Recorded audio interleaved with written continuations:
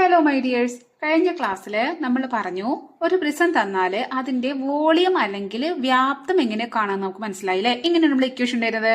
Volume equal to base area into height, അതായത് വ്യാപ്തം equal to പാദപരപ്പളവ് into ഉയരം. ഈ ഇക്വേഷൻ എല്ലാവർക്കും മനസ്സിലായില്ലേ. ഇനി നമുക്ക് പഠിക്കേണ്ടതാണ് ഏരിയ. ഒരു പ്രിസം തന്നാൽ അതിന്റെ ഏരിയ അല്ലെങ്കിൽ പരപ്പളവ് അതെങ്ങനെ കാണാമെന്ന് നോക്കാം നമുക്ക്.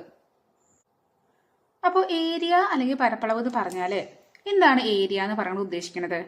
വോളിയം എന്ന് പറഞ്ഞാൽ നമ്മൾ പറഞ്ഞു ഒരു സിലിണ്ടർ അല്ലെങ്കിൽ ഒരു പ്രിസം, അതിന്റെ അകത്ത് അതിന്റെ ഉള്ളിൽ നമ്മൾ എത്ര കൊള്ളും, നമ്മൾ വോളിയം പറയുമ്പോൾ ലിറ്ററിലൊക്കെ പറഞ്ഞത് ഓർമ്മല്ലേ.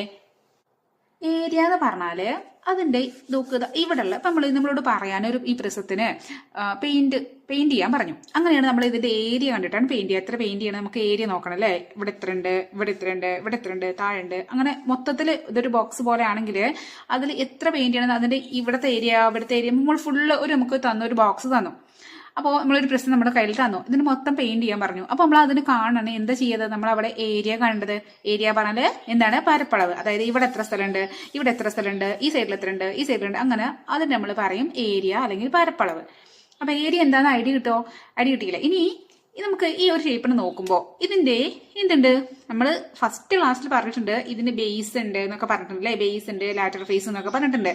അപ്പോ ബേസ് എന്ന് പറഞ്ഞാൽ എന്താണ്? ഈ താഴെയും മുകളിലും താഴെയും. ഇപ്പൊ ഇതേ മുകളിലുള്ള പോലെ തന്നെ എന്തുണ്ടായിരിക്കും, താഴെന്ന് ഇതാ ഇങ്ങനെ താഴെ ഇടുന്നുണ്ടാവില്ലേ, അതിന് ഇരിപ്പിടം. ആ ഇരിക്കുന്ന ഇതും അതിന് നേരെ മുകളും, അത് രണ്ടുമാണ് ഇതിന്റെ ബേസ് അല്ലെങ്കിൽ പാദമുഖങ്ങള് ആണല്ലോ.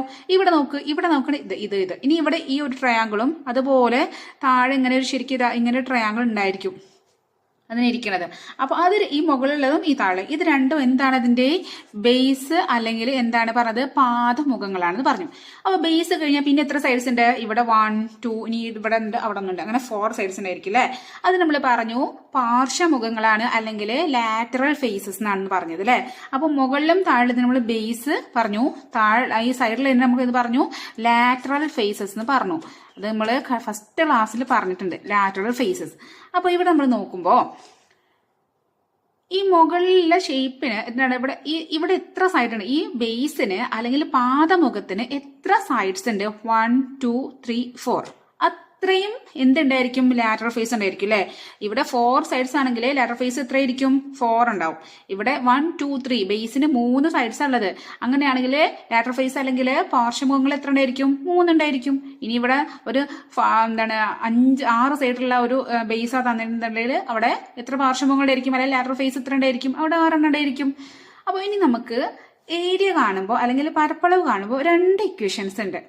അപ്പൊ ആദ്യം മനസ്സിലാക്കേണ്ടതാണ്, ആദ്യം നമ്മളോട് പറയണം നമ്മളൊരു ബോക്സ് തന്നു, ആ ബോക്സ് ഫുള്ളായിട്ട് അങ്ങോട്ട് പെയിന്റ് ചെയ്യാൻ പറഞ്ഞു എന്ന് വിചാരിക്കാം. അപ്പൊ നമ്മൾ എന്ത് ചെയ്യണം? ആ ബോക്സിന്റെ ഫുൾ ഏരിയ കാണണം അല്ലേ. അങ്ങനെ ഫുള്ള് മുകളിലും താഴെയും ലാറ്ററൽ ഫേസും എല്ലാം കൂടിയിട്ടുള്ള ഏരിയ ഉണ്ട് അല്ലെ. നമ്മളോട് പറഞ്ഞു നമ്മൾ ഒരു ബോക്സ് അല്ലെങ്കിൽ നമുക്കൊരു സാധനം ഒരു പ്രിസം തന്നു, എന്നിട്ട് നമ്മൾ പറഞ്ഞു അതിന്റെ ബേസുകൾ വേണ്ട, അതിന്റെ ലാറ്ററൽ ഫേസസ് മാത്രം മതി എന്ന് പറഞ്ഞു. അപ്പൊ നമ്മൾ അതിന്റെ ഏരിയ കാണാൻ പഠിക്കണം, ഫുൾ ഏരിയ കാണാണ്ട് 2 ഇക്വേഷൻസ് നമ്മൾ ഇവിടെ പഠിക്കണം. അപ്പൊ നമുക്ക് നോക്കാം. അപ്പൊ നോക്ക്, ഇതാ ഇവിടെ ലാറ്ററൽ സർഫേസ് ഏരിയ എന്നൊരു സർഫേസ് ഏരിയ ഉണ്ട്. ഫസ്റ്റ് ഇക്വേഷൻ ആണ്, അതായത് പാർശ്വപരപ്പ്. പേര് കേട്ടിട്ട് പേടിക്കേണ്ട, എന്താന്ന് പറഞ്ഞുതരാം. എന്താണ് ഇവിടെ ലാറ്ററൽ ഫേസ്? ഇവിടുത്തെ ഈ ബേസ് രണ്ടും അല്ലാത്ത ബാക്കി സൈഡ്സ് അതിന്റെ ഏരിയ, അതായത് ഏതായിരിക്കും? മുകളിലുള്ളതും താഴെയുള്ളതും ഒഴിവാക്കുക. ഈ സൈഡിലുള്ളത്, അപ്പൊ സൈഡ് ഇവിടെ എത്ര ഉണ്ടാവും? 1, 2, ഇവിടെ നിന്ന് അങ്ങനെ 4 സൈഡ്സ് ഉണ്ടായിരിക്കും അല്ലെ. അങ്ങനെയാണ് ഈ 4 സൈഡ്സിന്റെയും ഏരിയയാണ് ലാറ്ററൽ സർഫേസ് ഏരിയ എന്ന് പറയുന്നത്. ഇനി ഇവിടെ എന്താണ്? ഇവിടെ മുകളിലുള്ള ഈ ട്രയാങ്കിളും ഒഴിവാക്കുക, താഴെയുള്ള ഈ ട്രയാങ്കിൾ ഒഴിവാക്കുക, അതായത് പാദമുഖങ്ങൾ ഒഴിവാക്കുക, ബേസുകളാണ് ഒഴിവാക്കിയിട്ട് ലാറ്ററൽ ഫേസ് നമ്മൾ പറഞ്ഞില്ലേ, ഈ സൈഡിലുള്ള ഫേസ് അതിന്റെ ഏരിയ വേണം. അതിന്റെ ഏരിയക്കാണ് നമ്മൾ പറയാ ലാറ്ററൽ സർഫേസ് ഏരിയ. മനസ്സിലായോ? അല്ലെങ്കിൽ പാർശ്വപരപ്പ് എന്ന് പറഞ്ഞാല് പാദ ചുറ്റളവ് ഇൻറ്റു ഉയരമാണ്. ഇനി എന്താണ് ബേസ് പെരിമീറ്റർ അല്ലെങ്കിൽ പാദ ചുറ്റളവ്? ബേസ് ഏതാണ്? ഇവിടെ പാദം ഏതാണ്? ഇവിടുത്തെ പാദം എന്ന് പറഞ്ഞാൽ ഇതാ ഈ ഒരു ഇങ്ങനെയുള്ള ഒരു ചതുരാണ് അല്ലെ. അപ്പൊ ഇതിന്റെ ചുറ്റളവ് എന്ന് പറഞ്ഞാൽ എന്താണ്? ചുറ്റുള്ള അളവ് എന്ന് പറഞ്ഞാൽ ചുറ്റളവ് എന്ന് പറഞ്ഞാൽ എങ്ങനെയാണ്? ഇത് ഈ ഒരു നീളം പ്ലസ് ഈ ഒരു നീളം പ്ലസ് ഈ ഒരു നീളം പ്ലസ് ഈ നീളം, ഇതിന്റെ ടോട്ടൽ ചുറ്റളവ്. നമ്മളിപ്പോ ഒരു നമുക്കൊരു സ്ഥലമുണ്ട്, അത് നമ്മൾ എന്ത് ചെയ്യണം, മതിൽ കിട്ടണം അല്ലെങ്കിൽ വേലി കിട്ടണം. അപ്പൊ നമ്മൾ എന്താ കാണാം, നമ്മളവിടെ ചുറ്റളവ് കണ്ടത് എത്ര മീറ്റർ ഉണ്ട് അല്ലെങ്കിൽ എത്ര സെന്റിമീറ്റർ ഉണ്ട് നോക്കുമ്പോൾ നമ്മൾ ഈ ഇവിടുത്തെ ചുറ്റളവ് എങ്ങനെയാണ്, ഇത് എത്ര ലെങ്ത് പ്ലസ് ഈ ലെങ്ത് പ്ലസ് ഇത്. ഇപ്പൊ ഇതൊരു 4 ആണ്, ഇതൊരു 3 ആണ്, ഇതൊരു 2 ആണ്. ഇവിടുത്തെ ചുറ്റളവ് എങ്ങനെയാ പറയാ, 4 + 3 + 2. അതുപോലെ ഇവിടെ ഈ 4 സൈഡ്സും എത്ര സൈഡ്സ് ആണോ ബേസിനുള്ളത്, അല്ലെങ്കിൽ പാദമുഖത്തിന് എത്ര വശങ്ങളാണുള്ളത്, അതിന്റെ നീളങ്ങളെല്ലാം കൂടി കൂട്ടുമ്പോൾ നമുക്ക് എന്ത് കിട്ടും, പെരിമീറ്റർ കിട്ടും. അങ്ങനെ ആ ബേസിന്റെ പെരിമീറ്ററിനെ എന്ത് ചെയ്യാ, ഈ ഒരു പ്രിസത്തിന്റെ ഉയരം എന്ന് പറഞ്ഞാൽ ഇതാണ് ഇവിടുത്തെ ഹൈറ്റ്, ഇതാണ് ഹൈറ്റ്, ഇതാണ് ഹൈറ്റ്. ആ ഉയരം കൊണ്ട് നമ്മൾ എന്ത് ചെയ്യുക, ഇൻഡു ചെയ്യുക. അപ്പോൾ ലാറ്ററൽ സർഫേസ് ഏരിയ എങ്ങനെ കിട്ടുക, ബേസ് പെരിമീറ്റർ ഇൻഡു ഹൈറ്റ്, പാർശ്വപരപ്പ് ഈക്വൽ ടു പാദ ചുറ്റളവ് ഇൻഡു ഉയരം. ഇനി ഒരാളും കൂടി ഉണ്ട്, അയാളെയും കൂടി നമുക്ക് നോക്കാം. അപ്പൊ നെക്സ്റ്റ് ആണ് ടോട്ടൽ സർഫേസ് ഏരിയ, ആകെ ഉപരിതല പരപ്പ്. ഇവിടെ നമ്മൾ ആരെ ഒഴിവാക്കിയിട്ടാണ് ലാറ്ററൽ സർഫേസ് ഏരിയ കണ്ടത്, നമ്മൾ ഈ ബേസുകൾ രണ്ടിനെ ഒഴിവാക്കിയിട്ടാണ് നമ്മൾ ഇവിടെ കണ്ടത് അല്ലെ. അപ്പോ ബേസിനും കൂടെ കൂട്ടിയിട്ട് നമ്മളോട് പറയാണ് ഏരിയ കാണാൻ. അതായത് ഈ ബേസിനെ ഒഴിവാക്കാൻ പാടില്ല, ബേസിനും കൂട്ടിയിട്ടാണ്. ബേസിനുണ്ടെങ്കിൽ ഇപ്പൊ ബേസിനെ ഒഴിവാക്കിയിട്ട് ബേസിനൊരു സങ്കടം വേണ്ട, അതിനെങ്കിലും കൂട്ടിയിട്ടുള്ള ഏരിയ കാണാൻ വേണ്ടി അങ്ങനെ ഒരു ഇക്വേഷൻ ഉണ്ട്. ഒന്ന് ബേസുകളെ ഒഴിവാക്കിയിട്ട്, അതാണ് ലാറ്ററൽ സർഫേസ് ഏരിയ. അതായത് പാദമുഖങ്ങളെ ഒഴിവാക്കിയിട്ട് നമ്മൾ പാർശ്വപരപ്പ് കണ്ടോ. ഇനി നമ്മള് ബേസിനെ കൂടി കൂട്ടി മൊത്തം ആ ബോക്സിന് മൊത്തം നമുക്ക്, അല്ലെങ്കിൽ ആ പ്രിസത്തിന് മൊത്തം നമ്മളോട് എന്ത് ചെയ്യുക, പെയിന്റ് ചെയ്യാൻ പറയണം, അല്ലെങ്കിൽ അതിന്റെ ഏരിയ കാണാൻ പറയണം. അങ്ങനെയൊക്കെ പറയുമ്പോൾ പെയിന്റ് ചെയ്യാന്ന് നിങ്ങൾക്ക് മനസ്സിലാക്കാൻ പറ്റാൻ അങ്ങനെ പറയണം കേട്ടോ. അപ്പൊ ഇവിടുത്തെ ഇത് ഇപ്പൊ എത്ര സൈഡിനായിരിക്കും, ഈ ഒരു പ്രിസ് ആണെങ്കിൽ ഇവിടെ ഈ സൈഡ്, അതുപോലെ താഴെ 2 ബേസുകളും, അതുപോലെ 4 ലാറ്ററൽ ഫേസസും അല്ലെ, 4 പാർശ്വമുഖങ്ങളും കൂടി ചേർന്നിട്ട് ടോട്ടൽ 6 സൈഡ് ഉണ്ടായിരിക്കും, 6 മുഖങ്ങൾ ഉണ്ടായിരിക്കും.